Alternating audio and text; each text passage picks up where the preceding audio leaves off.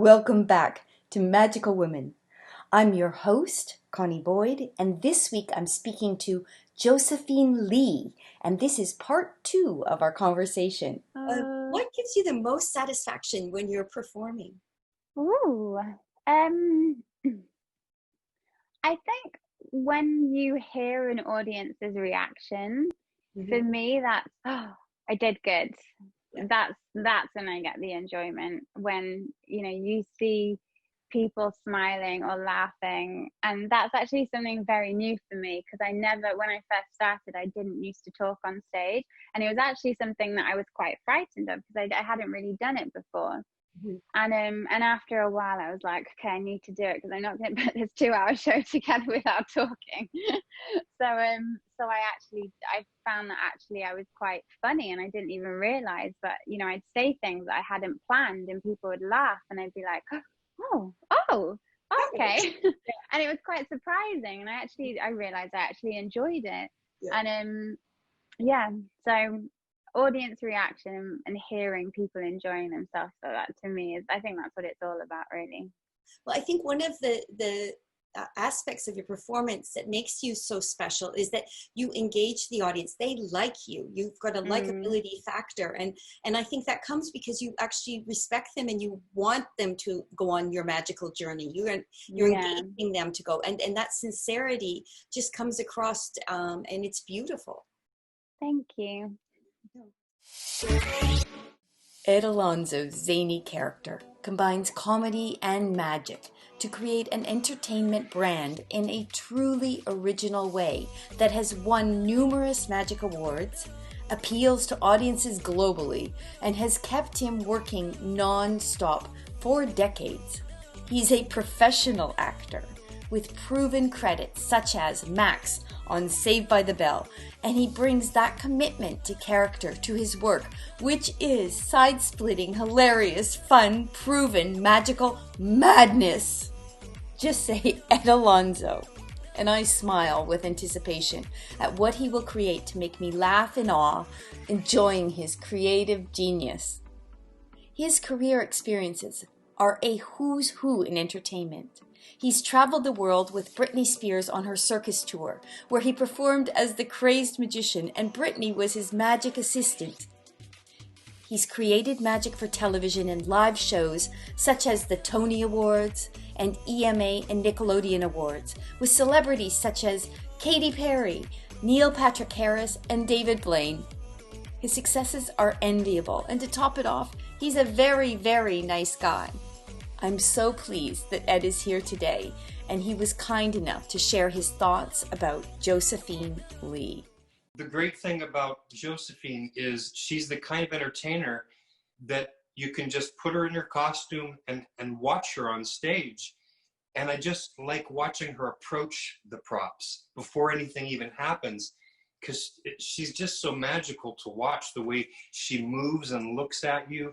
And she makes a great connection with the audience. And then the magic is so powerful that it's almost unexpected. She's got the entire it factor, and I hope that she just soars, because certainly she's a single element. One of the great qualities she has is, you know her background. She worked as a magician's assistant for Hans Klock and then started her own show, is that she's eager to learn from other magicians, and she'll talk about ideas and let them integrate their thoughts. That's really the key, is getting a team behind you, whether you're doing a TV special or a stage show or whatever. If you have a team of people working, that makes it much better. That's why television shows and film and theater is magnificent, because it's a collaboration of a lot of different talents coming together. She's smart enough to realize that that's the key for her as well. And she's likable enough that you want to help her. Oh, yeah. And you're like, oh, I have an idea. Yes.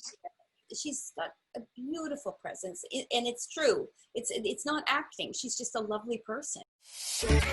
What are you looking for when you cast an assistant, male or female? Well, it used to be body type, unfortunately, because physically you have to be able to fit in these boxes.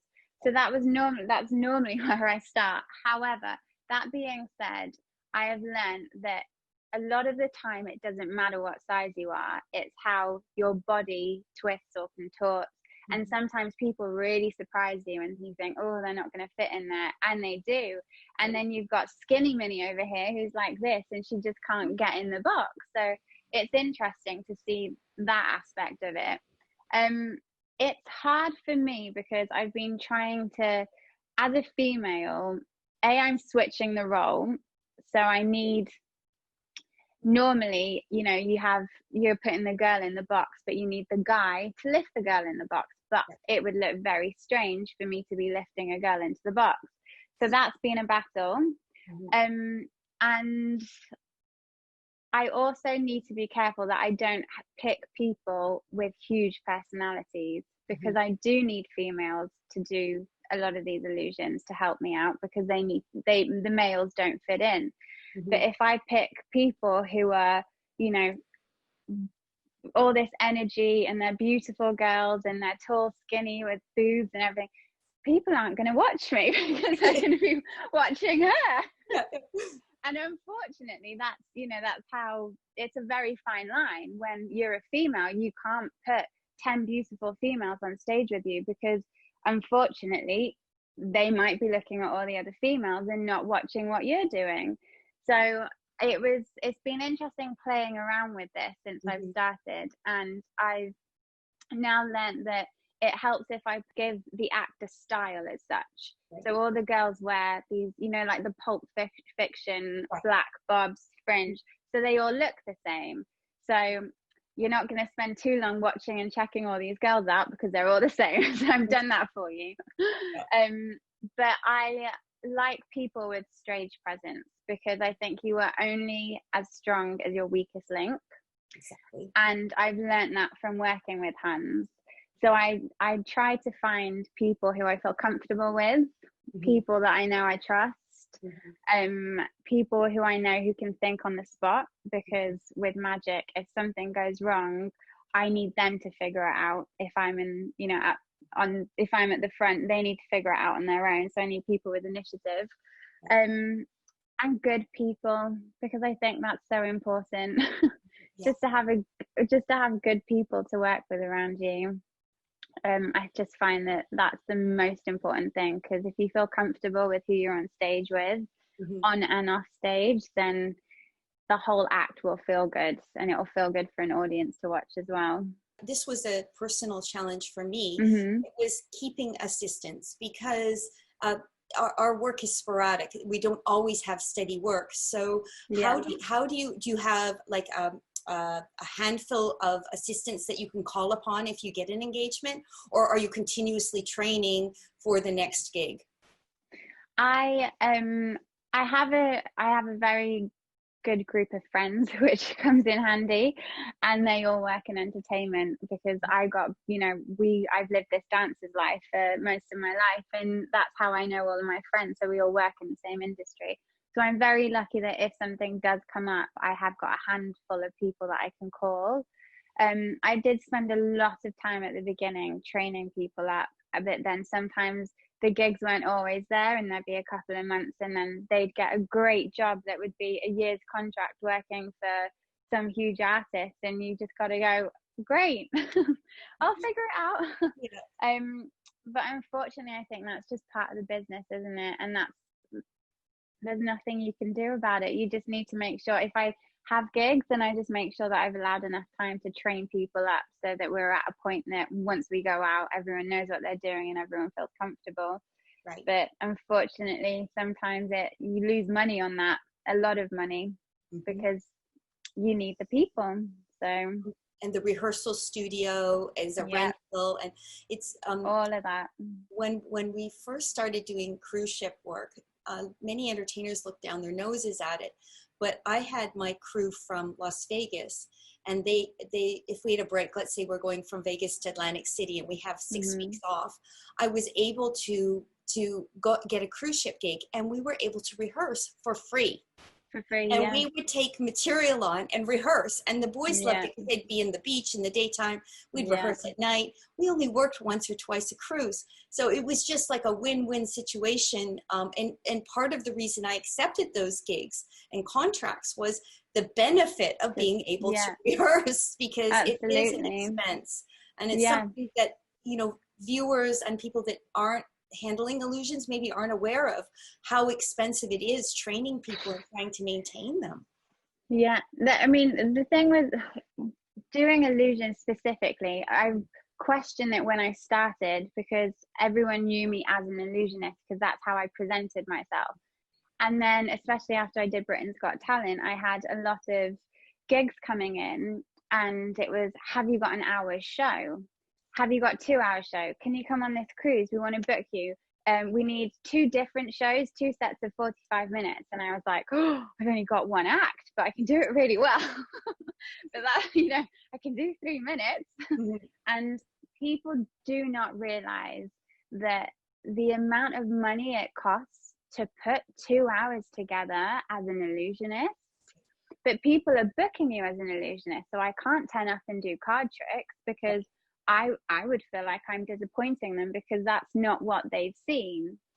So that's still a challenge to this day. And it's also hard because you want to earn money, but if you keep investing every time you earn the money, you have no money left. Right. And at what point? And that's something that I find people never discuss, because everyone likes to say, you know, oh, I've got my 2 hour show, you know, work's great, the money's coming in. But I'd love to sit down with these people and find out, you know, how they got to that point, because it can take a very long time, very long time. I can relate 100%. I didn't have investors. I didn't have backers. I created my own material. And one of the benefits of your material is it's very interesting combinations, some original work and just beautifully presented. And if you expand it to a 45-minute show and you try to do it in a very brief period of time, you can't sustain that, because you know yourself how much work it was to create those fabulous 3-minute slots. And so it's impossible to instantly put a 45-minute show together. And Absolutely. The naivety of agents and producers believe that it's possible. And it was also my frustration factor because the expenses are so high. Don Wayne was instrumental in me developing my own material. And Rick Marcelli gave me very good advice. He said, on television, a postage stamp is as big as a helicopter. So focus on your routines and your magic. Don't necessarily focus on having the biggest illusion in the show. And I think that's really good advice. Yeah, very good advice. But unfortunately, you still need a few of those illusions and then the stuff to fill everything in. But I mean, when I started, it was maybe 5-6 years ago. Maybe about 5 years ago that I really decided, okay, I'm really going to put everything into this. And I found myself being offered the Illusionists and Impossible, which was another show in England, and everyone thought that I had all of, you know, the equipment, and I had all of the acts, and I was in shows with people who have been doing this since they're 18 or even younger. They've been practicing, you know, at school when they were about 12 years old, and all of a sudden I was expected to be at that same level that they were. But I hadn't done all the groundwork, because I'd been dancing my whole life, or I'd been assisting, and I'd never seen my life, you know, taking this route. And for me, it was hard to, some people would say, oh, just do this, or I'll just put this act together and do that, you know, it pays well, you want to get the gig. But for me, it was more about, but I don't want to do the gig if it's not going to be good, you know. Even if they pay me well, great, but I might never get booked again because it might not be that good. You know, people are not very forgiving. Being aware of quality control and being conscious of it and trying to put your best foot forward, those are admirable traits. It takes time. And that's something that I'm always battling as well, is that I almost started too late, which is a shame, because I think if I decided that I was going to do this mid-20s, I would be so much further ahead now. I'd probably have that 2-hour show instead of a smaller show. So yeah, there are challenges that come with success, with the business. It's you know, it's not, everyone thinks it's plain sailing, and unfortunately it's not, but you have to work hard to achieve, I guess. But you must not diminish the success that you've had, and yeah, of course, that comes from your presence, your personality, and the magic that you've created. So be proud of that and stand on the stage knowing that you've done something remarkable. Oh, thank you. No, I love what I do. I absolutely love, you know, I enjoy the creating process. I like to make sure that whatever I'm putting out is good, and instead of just throwing everything out. So yeah, it takes time, but it's been a great journey.